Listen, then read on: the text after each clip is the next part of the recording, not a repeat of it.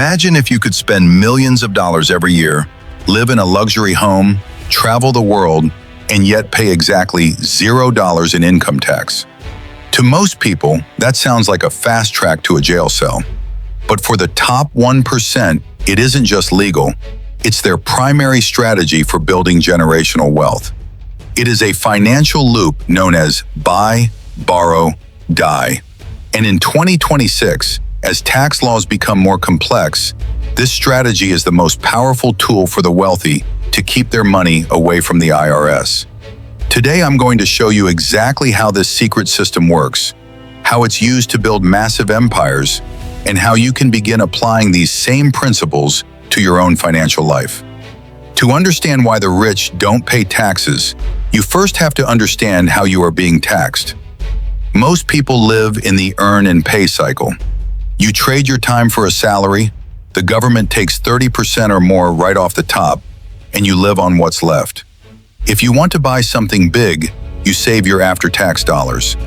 This is the slowest way to get rich because the government is your biggest partner, taking a cut of every hour you work. The wealthy play a completely different game. They don't work for a salary, they work for assets. This brings us to the first stage of the loop, buy. Instead of chasing a high paycheck, the wealthy focus on acquiring assets that grow in value, things like stocks, real estate, or private businesses. Here is the trick. According to the law, you don't owe any taxes on an asset just because it went up in value. If you bought $10,000 worth of stock and it's now worth $1 million, you haven't made a taxable gain yet. As long as you don't sell, you don't owe the government a single penny. But this creates a problem. You can't buy a car or pay for a vacation with unrealized gains. You need cash. This is where most people make a mistake. They sell their stock to get the cash, and the moment they hit that sell button, the IRS shows up to take a massive chunk in capital gains tax. The wealthy never hit that button. Instead, they move to the second stage, borrow. Instead of selling their assets, the rich go to a bank and use those assets as collateral. They take out what's called a securities-backed line of credit, or a specialized loan against their real estate. Because the bank knows you have millions in assets, they will gladly lend you cash at a very low interest rate, often much lower than the taxes you would have paid if you sold. Here is the magic of this step. A loan is not considered income. When the bank gives you $500,000 against your stock portfolio, the IRS doesn't see that as a payday. It's just debt. You get the cash, you spend the cash, and you pay zero income tax on it. Meanwhile, your original assets continue to grow in the market, often growing at a faster rate than the interest you're paying on the loan. You are literally using the bank's money to live your life, while your own wealth remains untouched and compounding. Eventually, this leads to the final stage, die. This sounds dark, but from a tax perspective, it's the ultimate victory. Under current laws like the step-up in basis, when a wealthy person passes away and leaves their assets to their heirs, the cost basis of those assets is reset to the current market value.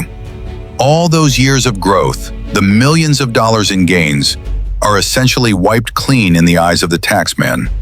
The heirs can sell the assets immediately to pay off the old loans, and they pay virtually no capital gains tax on the growth that happened during the original owner's lifetime.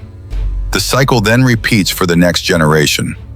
Now you might be thinking, this sounds great for billionaires, but what about me? While you might not be taking out million-dollar lines of credit yet, the lesson here is universal.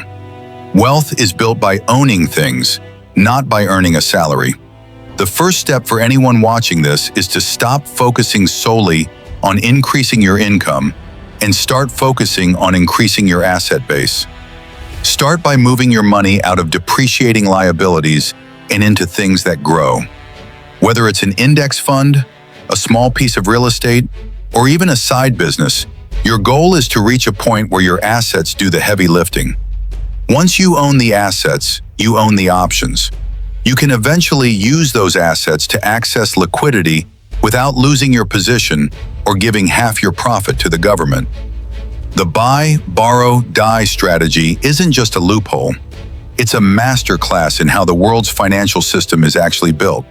It rewards those who own the means of production and penalizes those who only trade their time. The question for 2026 isn't how much money you can make. It's how much of that money you can keep and how many assets you can control.